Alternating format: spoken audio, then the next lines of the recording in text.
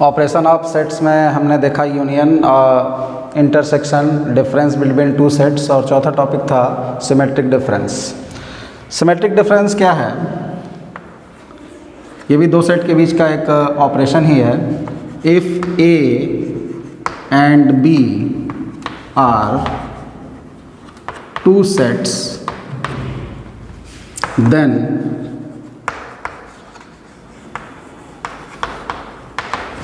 symmetric difference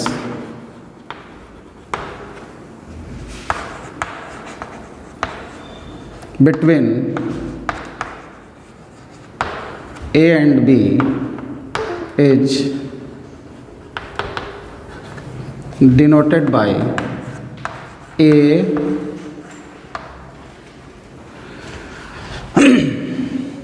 triangle जैसा एक shape बनाया और बी लिख दिया। ये ट्रेंगल जैसा शेप को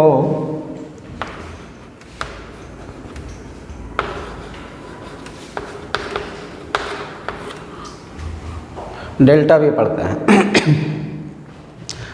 तो यहाँ पर इसको डेल्टा नहीं ऐसे बोलेंगे, ए सिमेट्रिक डिफरेंस बी। इस शेप को हम लोग फिजिक्स वगैरह में डेल्टा नाम से पढ़ेंगे।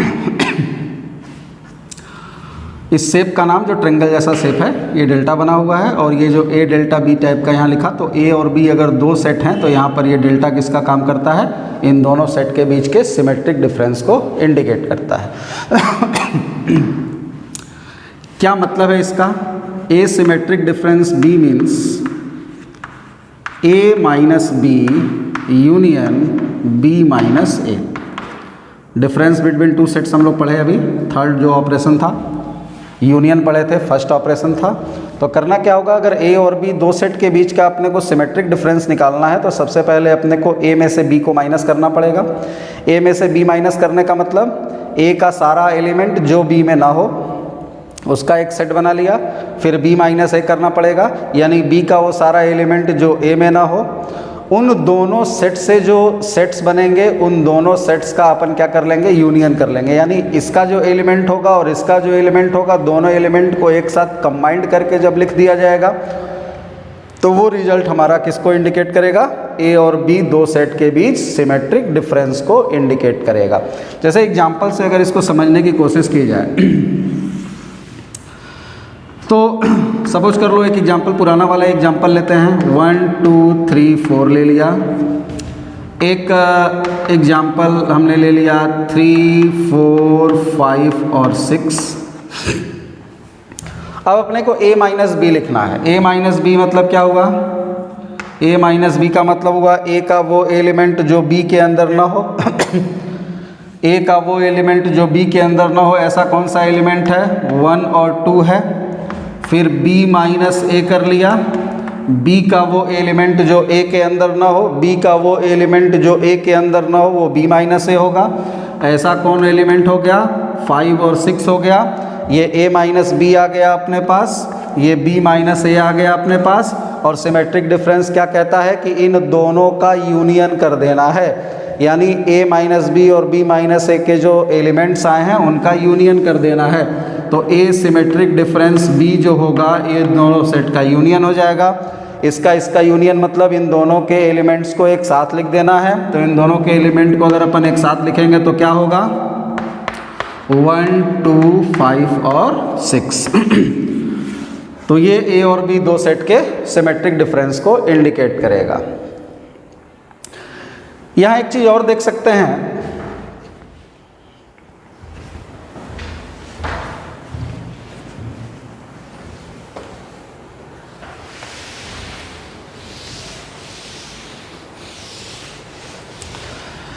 सेट ए एग्जाम्पल दिख रहा है यहाँ पे, सेट बी भी एक एग्जाम्पल दिख रहा है। अगर हमसे बोलता कि ए यूनियन बी क्या होगा? फर्स्ट ऑपरेशन दो बिटवीन टू सेट्स हम लोगों ने अभी पीछे पढ़ रखा है। तो ए और बी का जो यूनियन है वो कैसे लिखेंगे? ए और बी का यूनियन मतलब ए और बी का सारा एलिमेंट लिख देंगे। तो ए और बी सेट का यूनियन क्या होगा जरा बताना? 1 2 3 4 5 6। ए और बी का अगर इंटरसेक्शन कर दिया जाए, ए और बी का इंटरसेक्शन मतलब क्या होता है? इंटरसेक्शन यानी दोनों सेट के अंदर एलिमेंट्स जो कॉमन हो तो ए और बी दोनों के अंदर कॉमन एलिमेंट कौन कौन से हैं? 3 4 यहाँ पर भी है, 3 4 यहाँ पर भी है, तो दोनों के कॉमन एलिमेंट्स को अगर अपन यहाँ पे लिखेंगे तो क्या आ जाएगा? 3 4 आ जाएगा। अब जरा ये देखो, अगर हम तुमसे कहें कि सपोज करो कि ये एक सेट है, ये एक दूसरा सेट है और बोला जाए कि इस बड़े वाले सेट में से, ये जो जिसमें ज़्यादा एलिमेंट्स यहाँ पे लिख रखे हैं हमने, इस सेट में से इस सेट को माइनस करना है। इस सेट में से अगर इस सेट को माइनस करना है, इसका क्या मतलब हुआ कि इस सेट का सारा एलिमेंट जो इसमें ना हो, यानी कि अगर हमसे बोला जाए कि ए यूनियन बी में से ए इंटरसेक्शन बी को माइनस कर दो, ए यूनियन बी में से ए इंटरसेक्शन बी को अगर माइनस करेंगे, मतलब इस सेट में से इस सेट को माइनस करना है, और सेट में माइनस करने का क्या मतलब होता है? इसका वो एलिमेंट जो इसमें ना हो। तो इसका कौन सा एलिमेंट है जो इसमें नहीं है? तो देखो इसमें 1 है, इसमें नहीं है, तो यहाँ 1 लिखेंगे, 2 लिखेंगे, 5 लिखेंगे, 6 लिखेंगे, 3 और 4 नहीं लिखेंगे क्योंकि 3 4 इसमें भी है। इसका वो एलिमेंट जो इसमें ना हो, 1 2 5 6। जरा यहाँ देखो, हमने सिमेट्रिक डिफरेंस जो निकाला था इस फार्मूले से a minus B union b minus a, इस फार्मूले से जो रिजल्ट आया था 1 2 5 6, क्या वही सेम रिजल्ट यहाँ पर इससे भी आ रहा है? यानी इस पर्टिकुलर कंडीशन में हम ये बोल सकते थे कि ये जो a union b minus a intersection b लिखा हुआ है, ये वही रिजल्ट दे रहा है जो A symmetric difference a minus B union b minus a से दे रहा था। यानी ए सिमेट्रिक डिफरेंस निकालने का अपने पास एक और फार्मूला आ गया। तो हम ये बोल सकते हैं कि a और b दो सेट के सिमेट्रिक डिफरेंस को निकालने के लिए एक तो हम ये फार्मूला लगा सकते हैं जो अभी हमने डिफिनीशन में आपको बताया, डिफाइन किया, साथ ही साथ हम ज़रूरत पड़ने पर ये भी फार्मूला यूज़ कर सकते हैं, a union b minus a intersection b। Sorry,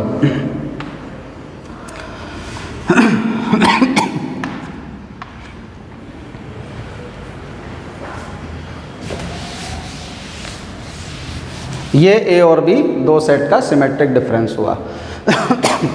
एक ऑपरेशन हमने और लिखा था, पांचवा operation, Cartesian product between two sets. Cartesian product between two sets का यूज़ जो बेसिकली हम लोग करेंगे वो अभी क्लास 11th के सेट चैप्टर में नहीं होगा, इसका यूज़ अपन रिलेशन वाले चैप्टर में करेंगे। तो क्लास 11th में भी थोड़ा सा रिलेशन है, लेकिन हम 11th और 12th दोनों के रिलेशन चैप्टर का एक साथ वीडियो फॉर्म कर देंगे, वीडियो बना देंगे, तो आप वहाँ से क्लास 11th वाला पोर्शन भी देख सकते हैं, 12th वाला भी पोर्शन देख सकते हैं। तो फिलहाल हम यहाँ पे थोड़ा सा आपको कार्टेशियन प्रोडक्ट के बारे में बता देते हैं, चूँकि वहाँ हमने हेडिंग में डाल रखा था। करना क्या है, कार्टेशियन प्रोडक्ट से पहले थोड़ा सा कुछ चीज़ों को समझेंगे।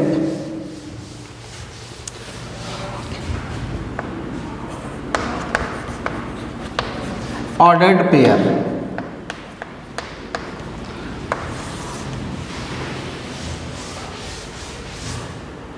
ऑर्डर्ड पेयर समझने के बाद फिर हम लोग उसी ऑपरेशन पे आ जाएंगे जो पांचवा ऑपरेशन अपना था, between two sets Cartesian product की जो बात कर रहे थे।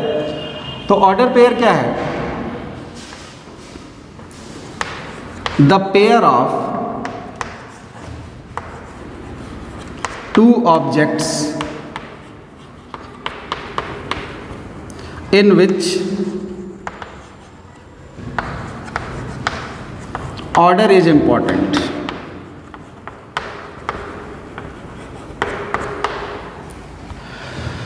किसी भी दो ऑब्जेक्ट का ऐसा पेयर जिसमें ऑर्डर इंपॉर्टेंट होता है उसको ऑर्डर्ड पेयर कहा जाता है। The pair of two objects in which order is important, written in the form A B. कैसे लिखा जाता है इसको? स्मॉल ब्रैकेट में दोनों ऑब्जेक्ट को लिख दिया जाता है। जिस तरीके से क्लास 11th वगैरह में, क्लास 10th में कोऑर्डिनेट ज्योमेट्री में आप लोग कोऑर्डिनेट्स ऑफ अ पॉइंट, किसी पॉइंट की पोजीशन को इंडिकेट करने के लिए उसकी पोजीशन कैसे लिखते थे? एक्स एक्सिस वाला पहले लिख दिया, वाई एक्सिस वाला बाद में लिख दिया और छोटा ब्रैकेट लगा दिया। ये किसी पॉइंट के पोजीशन को या उसके कोऑर्डिनेट को इंडिकेट करता था। किस पर? कार्टेशियन प्लेन पर। इसी तरीके से हम लोग ऑर्डर पेयर को भी इंडिकेट करते हैं। अब यहाँ पर समझ में ये बात आ गई कि पेयर इसको क्यों बोला गया? क्योंकि इसके अंदर दो ऑब्जेक्ट मौजूद हैं। ऑर्डर्ड पेयर इसका नाम क्यों दिया गया? क्योंकि इसमें ऑर्डर इंपॉर्टेंट है, और ऑर्डर के इंपॉर्टेंट होने का क्या मतलब होता है? ऑर्डर के इंपॉर्टेंट होने का मतलब ये है कि यहाँ पर जो प्लेस ए है और प्लेस बी है, इनका प्लेस फिक्स है।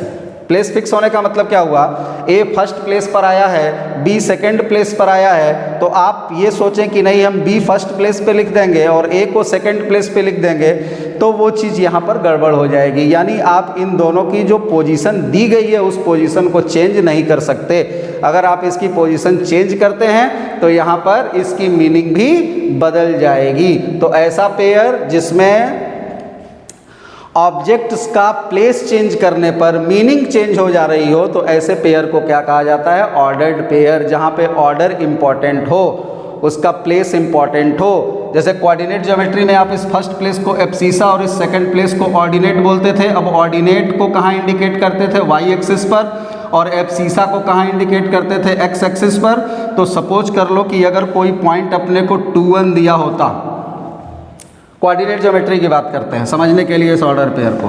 अगर हमको कोई पॉइंट 2 1 दिया होता और बोला जाता है कि इस 2 1 को इस कार्टेशियन प्लेन पर रिप्रेजेंट करो, तो ये रिप्रेजेंटेशन आप क्लास 9th में भी पढ़ रखे हैं, 10th में भी पढ़ रखे हैं। दोनों पॉजिटिव है, फर्स्ट क्वाड्रेंट में बिलोंग करेगा, ये फर्स्ट क्वाड्रेंट कहलाता है। तो ये दोनों पॉजिटिव है और x की वैल्यू x के प्लेस पे 2 लिखा हुआ है, y के प्लेस पे 1 लिखा हुआ है। x के प्लेस पे 2 लिखने का मतलब x पर 2 चलेंगे 2 यूनिट, और y पर 1 यूनिट चलेंगे। तो 1 यूनिट y पर और 2 यूनिट x पर। तो हमारी पोजीशन कहाँ पर आई? यहाँ पर हमारी पोजीशन हो गई। ये किसको इंडिकेट कर रहा है? 2 1 पॉइंट को इंडिकेट कर रहा है। अगर मान लो हम इस कोऑर्डिनेट सिस्टम में से इसकी पोजीशन बदल देते और इसको 2 1 से 1 2 लिख देते, तो ये 2 1 से अगर 1 2 लिख दिया जाता तो इसका क्या मीनिंग हो गया? अब एब्सिसा 1 हो गया और ऑर्डिनेट 2 हो गया, यानी x एक्सिस पर 1 चलना है और y एक्सिस पे 2 यूनिट चलनी है। तो x एक्सिस पर 1 यूनिट चला और y एक्सिस पर 2 यूनिट चला। तो x पर 1 y पर 2, तो पॉइंट की पोजीशन कहाँ पर आ गई? पॉइंट की पोजीशन अब यहाँ पर आ गई। तो क्या दोनों पॉइंट की पोजीशन सेम है? देखो, एक पॉइंट यहाँ, एक पॉइंट यहाँ। ये वाला पॉइंट कौन सा हो गया? 2 1, और ये वाला पॉइंट कौन सा हो गया? 1 2। दोनों पॉइंट की पोजीशन अलग अलग है, यानी दोनों अलग अलग पॉइंट को इंडिकेट कर रहे हैं, दोनों अलग अलग चीज़ को रिप्रेजेंट कर रहे हैं। इसलिए हम ये बोलेंगे कि 1 2 और 2 1 ये दोनों आपस में इक्वल नहीं है, यानी 2 1 नॉट इक्वल टू 1 2। इस 2 1 और 1 2 में केवल हमने किया क्या? उनका ऑर्डर चेंज किया, प्लेस बदल दिया। प्लेस बदलने पर दोनों की मीनिंग बदल गई। दोनों की मीनिंग बदल जाने का मतलब ये हुआ कि जो हमने ऑर्डर चेंज किया वो चेंज नहीं कर सकते, क्योंकि ऑर्डर उसका इम्पॉर्टेंट होता है। ऐसे ही यहाँ पर ये लिखेंगे कि A B not equal to B A B B A के बराबर नहीं हो सकता। अगर ए बी बी ए के बराबर हो जाता तो इसको हम पेयर बोलते, ऑर्डर पेयर नहीं बोल सकते थे। क्योंकि यहाँ प्लेस चेंज करने पर, ऑर्डर चेंज करने पर मीनिंग चेंज हो रही है, तो ऐसे पेयर को अपन क्या बोलते हैं? ऑर्डर्ड पेयर बोलते हैं। ऑर्डर्ड पेयर में एक पॉइंट और जो ध्यान में रखने की चीज़ है,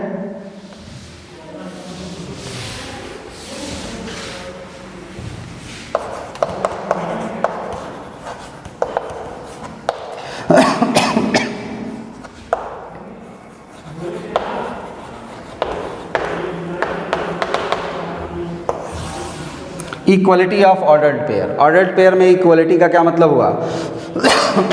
सॉरी,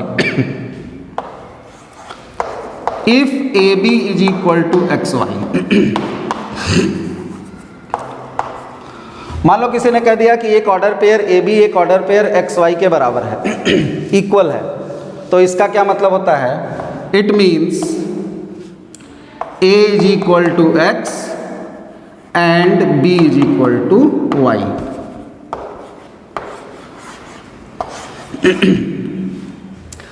यानी दो ऑर्डर पेयर अगर आपस में इक्वल कह दिए जाए कि ये ऑर्डर पेयर इस ऑर्डर पेयर के इक्वल है, तो इसका मतलब कि इस वाले ऑर्डर पेयर का फर्स्ट प्लेस इसके फर्स्ट प्लेस के बराबर होगा, इसका सेकंड वाला प्लेस इसके सेकंड वाले प्लेस के बराबर होगा। यही मतलब होता है इक्वलिटी ऑफ ऑर्डर पेयर का। दो ऑर्डर पेयर बराबर हैं, यानी कि दोनों का फर्स्ट प्लेस आपस में इक्वल है, दोनों का सेकंड प्लेस आपस में इक्वल है। तो ऐसी कंडीशन में कहा जाता है कि दोनों ऑर्डर्ड पेयर आपस में इक्वल होंगे।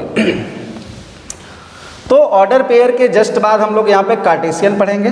कार्टेशियन प्रोडक्ट जो हम लोगों ने पीछे ऑपरेशन में लिख रखा था, 5वां टाइप था ऑपरेशन का,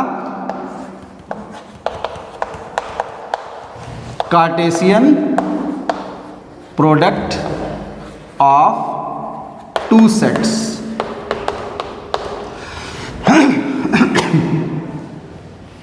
दो सेट का कार्टेशियन प्रोडक्ट कैसे किया जाता है, इसको जरा ध्यान से समझिएगा। If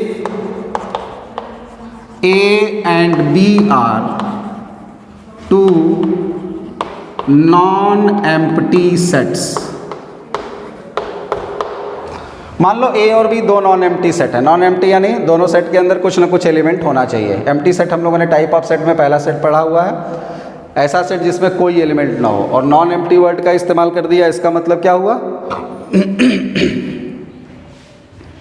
इसका मतलब कि उसके अंदर कम से कम एक एलिमेंट होना चाहिए, यानी सेट कम से कम सिंगलटन होना चाहिए। तो ए और बी अगर दो नॉन एम्प्टी सेट हैं, देन ए क्रॉस बी और B cross A are called Cartesian product of A and B और B and A cross B मतलब ए और बी का Cartesian product, B cross A यानी B और ए का Cartesian product. तो आप इसको बोलोगे ए एंड बी का कार्टेशियन प्रोडक्ट किया, और इसको बोलोगे बी एंड ए का कार्टेशियन प्रोडक्ट किया। अब कुछ लोगों को यहाँ पे कन्फ्यूजन हो रहा होगा कि ए क्रॉस बी और बी क्रॉस ए, तो ये दोनों एक ही चीज़ है। तो अभी अपन देखते हैं एक चीज़ है या अलग अलग चीज़ है, उस पर चर्चा करते हैं। तो अभी तो हम लोगों ने केवल यहाँ पर बताया कि डिनोट कैसे करते हैं। इस पूरे में हमने डिफिनीशन नहीं पढ़ी, कार्टेशियन प्रोडक्ट किसे कहा जाता है ये यहाँ पर नहीं पढ़ा हमने। लिखा हुआ है कि ए और बी अगर दो नॉन एम्प्टी सेट हैं तो A cross B, B cross A अगर कहीं पर लिखा हुआ मिलेगा तो उसी को हम लोग क्या बोलेंगे, कार्टेशियन प्रोडक्ट बोलेंगे।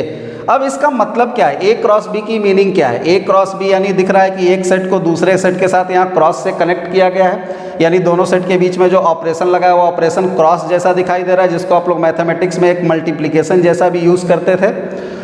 तो यहाँ पर ये cross multiplication point of view से नहीं आया, ये केवल एक सिंबल की तरीके से यूज हो रहा है। क्रॉस का यहाँ पर मीनिंग केवल एक क्रॉस वाला सिंबल यूज हुआ है, यहाँ पर मल्टीप्लाई नहीं करना है, ए और बी को आपस में मल्टीप्लाई नहीं करना है। करना क्या है, यानी कार्टेशियन प्रोडक्ट करेगा क्या तो ऐसे देखो, एक चीज़ यहाँ पर पॉइंट नोट कर लो, कार्टेशियन प्रोडक्ट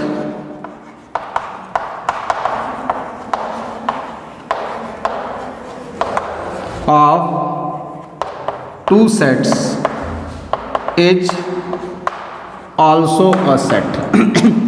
दो सेट का कार्टेशियन प्रोडक्ट भी एक सेट होता है, यानी ए क्रॉस बी जो भी आए, अब क्या आएगा कैसे आएगा वो अपन अभी बात करते हैं। यहाँ पे ए और बी का अगर हमने क्रॉस किया तो जो भी आएगा, जो भी रिजल्ट आएगा, क्या आएगा कैसे आएगा उस पर भी चर्चा होगी। तो ए और बी दो सेट का क्रॉस प्रोडक्ट जो भी आएगा वो खुद भी क्या होगा, एक सेट होगा। सेट होगा मतलब उसको लिखेंगे किस में, करली ब्रैकेट में। सेट को किस में लिखा जाता है, करली ब्रैकेट में। मतलब ए क्रॉस बी या बी क्रॉस ए करने पे जो रिजल्ट आएगा उस रिजल्ट को भी हमें कहाँ लिखना है, करली ब्रैकेट में लिखना है। अब ए क्रॉस बी का मतलब क्या है वो समझो, ए क्रॉस बी में अपने को करना क्या है वो समझो। तो ए क्रॉस बी का जो रिजल्ट आएगा वो किस में लिखा जाएगा, करली ब्रैकेट में। क्यों करली ब्रैकेट में लिखा जाएगा, क्योंकि हमने यहाँ पर बता दिया कार्टेशियन प्रोडक्ट भी एक तरह का सेट होता है, और सेट को अपन किस में लिखते हैं, करली ब्रैकेट में लिखते हैं। तो ए और बी का जब हम क्रॉस करते हैं तो रिजल्ट क्या मिलता है, जब भी हम दो सेट का क्रॉस करते हैं, कार्टेशियन प्रोडक्ट दो सेट के बीच में करते हैं, तो हमें ऑर्डर पेयर मिलता है। क्या मिलता है, ऑर्डर पेयर मिलता है। यानी ए और बी का अगर हमने क्रॉस किया तो उसके अंदर जो रिजल्ट मिलेगा उस रिजल्ट में क्या मिलेगा, ऑर्डर पेयर मिलेगा। कैसा ऑर्डर पेयर मिलेगा कैसा ऑर्डर पेयर मिलेगा, ए बी जैसा, छोटे ब्रैकेट में ए बी लिखा हुआ रहेगा, ऐसा ऑर्डर पेयर मिलेगा। अब ये कैसे मिलेगा, तो इसमें सच दैट, ये जो साइन है इस साइन को सच दैट का साइन कहा जाता है। दो पॉइंट यहाँ पर हमने लगा दिया, इस साइन को क्या साइन बोलते हैं, सच दैट का साइन, सच दैट। ध्यान रखिएगा इसको, सच दैट पढ़ा जाता है। तो हम यहाँ पर सच दैट का मतलब बता रहे हैं कि इस ए बी की मीनिंग क्या है, मतलब ए क्रॉस बी के अंदर हमें जो एलिमेंट मिलेंगे वो कैसे मिलेंगे, ऑर्डर पेयर फॉर्म में मिलेंगे। यानी Cartesian product of two set क्या बनाता है, ऑर्डर पेयर बनाता है। जो अभी हम लोगों ने थोड़ी देर पहले ऑर्डर पेयर पढ़ा था, वो ऑर्डर पेयर का क्रिएशन कौन करता है, कार्टेशियन प्रोडक्ट करता है। तो ए और बी का हमने क्रॉस प्रोडक्ट किया तो हमें कार्टेशियन प्रोडक्ट के अंदर जो रिजल्ट मिला वो कैसा मिला, ऑर्डर पेयर के फॉर्म में मिला, पेयर के फॉर्म में मिला। और ये पेयर कैसा होगा, इसका ऑर्डर इंपॉर्टेंट होगा। ये कैसे बनेगा, तो जो इसका ए है यानी जो फर्स्ट प्लेस पर एलिमेंट लिखा हुआ है ए, ये इन कार्टेशियन प्रोडक्ट के अंदर जो पहला वाला सेट आया होगा उसका एलिमेंट लेंगे। यानी जो ए क्रॉस बी हमने किया, इसमें यहाँ पर फर्स्ट प्लेस पर ए लिखा हुआ है, तो जो ऑर्डर पेयर बनेगा उस ऑर्डर पेयर का पहला वाला एलिमेंट उसी सेट का एलिमेंट होना चाहिए। और ये जो सेकंड प्लेस पर बी लिखा हुआ है, ये इस सेकंड वाले सेट का एलिमेंट होना चाहिए। यानी पहला एलिमेंट सेट ए से उठाएंगे, दूसरा एलिमेंट सेट बी से उठाएंगे, और जितने भी इस तरह के संभव पेयर बन सकते हैं उन सबको यहाँ पर लिख दिया जाएगा, वही ए क्रॉस बी का रिजल्ट होगा।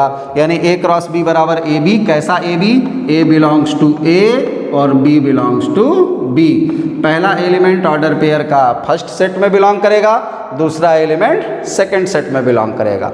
एक तरह से देखो, ये दो सेट ए और बी के कार्टेशियन प्रोडक्ट का हमने कौन सा फॉर्म लिख दिया, सेट बिल्डर फॉर्म लिख दिया। सेट बिल्डर फॉर्म पढ़ाए थे, सेट को रिप्रेजेंट करने का तरीका। यहाँ ए क्रॉस बी के अंदर एलिमेंट नहीं दिख रहे हैं, उसकी प्रॉपर्टी दिख रही है। क्या प्रॉपर्टी दिख रही है, ए क्रॉस बी के अंदर ऐसे एलिमेंट होंगे, ऐसे ऑर्डर पेयर होंगे जिनका ऑर्डर पेयर का पहला प्लेस पहला सेट फिल करेगा और दूसरा वाला प्लेस दूसरा वाला सेट फिल करेगा। अब अगर एक एग्जाम्पल से इस चीज़ को समझने की कोशिश की जाए, इस पूरी बात को अगर एक एग्जाम्पल से समझने की कोशिश की जाए तो बहुत ही आसानी से समझ सकते हैं आप इसको। जैसे मान लो हमने यहाँ पर एक सेट लिया ए, उसके पास एलिमेंट ले लिया 1 2, एक सेट लिया बी, इसके पास एलिमेंट ले लिया 3 4 और 5, और बोला गया कि चलो अपन ए क्रॉस बी निकालते हैं, ए और बी का कार्टेशियन प्रोडक्ट निकालते हैं। तो ए और बी के कार्टेशियन प्रोडक्ट में ऑर्डर पेयर बनते हैं। ऑर्डर पेयर कैसे बनते हैं, सेट ए का एलिमेंट पहले रहेगा, सेट बी का एलिमेंट बाद में रहेगा। तो अब करेंगे क्या, सेट ए का एक एलिमेंट लेंगे 1 जैसे ले लिया, तो अब इस 1 के साथ सेकंड प्लेस पर 3 भी आ सकता है, 4 भी और 5 भी, तो ऐसे लिखेंगे, ऑर्डर पेयर बनाएंगे 1 3 1 4 1 5। यानी सेट ए और सेट बी के एलिमेंट आपस में मिल करके कितने पेयर बना सकते हैं, उन सारे पेयर्स को करली ब्रैकेट के अंदर कलेक्ट कर लिया जाएगा, तो वो कार्टेशियन प्रोडक्ट का रिजल्ट होगा। पेयर बनाते समय बात इस चीज़ की ध्यान रखनी है कि पहला वाला जो कार्टेशियन प्रोडक्ट का सेट है उसका एलिमेंट हमेशा पहले प्लेस पे आना चाहिए। यानी 1 पहले प्लेस पर आए और ये सभी दूसरे प्लेस पर आए तो कितने ऑर्डर पेयर बन सकते हैं, एक बार 1 ले लिया, 3 ले लिया 1, 4 ले लिया 1 के साथ 5 ले लिया। ऐसे ही 2 पहले प्लेस पे आ जाए तो 2 3 ले लिया, 2 4 ले लिया और 2 5 ले लिया। तो ये आपका रिजल्ट हो गया ए क्रॉस बी का। समझ में बात आ गई होगी। अब अगर मान लो अपने को बी क्रॉस ए निकालना होता, बी क्रॉस ए मतलब बी और ए का अगर कार्टेशियन प्रोडक्ट करना होता, तो बी और ए का कार्टेशियन प्रोडक्ट करते तो बी क्रॉस ए अपन यहाँ पे लिखते, और बी क्रॉस ए के अंदर बी का एलिमेंट पहले लेते और ए का बाद में लेते। तो बी का पहले एलिमेंट लेते तो 3 पहले आता, 3 आएगा और 1 आएगा, फिर 3 आएगा और 2 आएगा, मतलब 3 के साथ इसका दूसरे प्लेस पे दोनों एलिमेंट लिख दिए। फिर 4 के साथ 4 1 4 2 लिख लिए, फिर 5 के साथ 5 1 और 5 2 लिख लिए। तो ये आपका क्या आ गया, ये आपका बी क्रॉस ए आ गया। अब जरा ध्यान से देखो कि ए क्रॉस बी और बी क्रॉस ए क्या दोनों सेम है, इसके अंदर कितने एलिमेंट हैं। एक चीज़ और ध्यान में कर लो थोड़ा सा, ए क्रॉस बी के अंदर कुल कितने एलिमेंट है, अगर इसकी बात की जाती तो क्या बोलते हैं, एलिमेंट में यहाँ पर पेयर गिना जाता है। कार्टेशियन प्रोडक्ट में एलिमेंट किसको बोलते हैं, एक एलिमेंट यानी एक पेयर।